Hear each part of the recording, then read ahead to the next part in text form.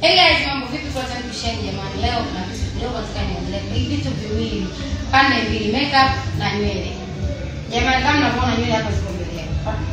Nipo na alini wangu mdada yangu kutoka Marekani.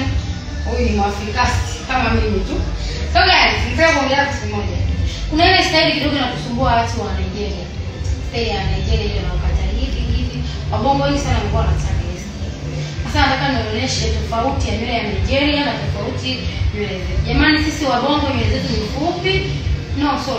Nywele zetu ni ngumu, lesi zake ni ngumu, sio tofauti na Nigeria. Nigeria ni HD. Tena HD kabisa pure namba 1.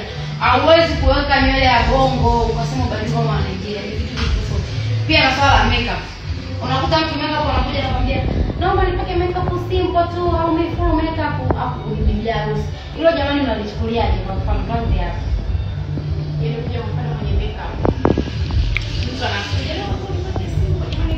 Kiwanja zote kipostiki kipoda kidogo. Yeye unapokuja ukasema upako ni simple kidogo.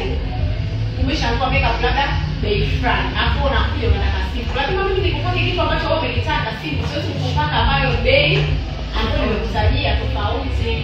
Kwa jamani mkijitahidi kidogo wewe mfanya biashara na kuna hapa wakati mgumu au useme unatupa wakati mgumu wa kufikiria. Tumeshawekea bei. Unakuja tena unataka kama nilipopangwa mfani hayo unataka wakati wewe umeombea hivi jamani kweli. Au unakuta anamwambia afu kitu kingine kinaboa unakuta mtu ni bibi harusi anadanganya kwenye makeup. Mimi sio bibi harusi nataka nipake makeup full. Ukimkuta bado unakuta kashataliwa. Makeup by Jessica, makeup by Tina Tati. Jamani toeni uongo wa bongo. Hatuwezi kufika hivyo.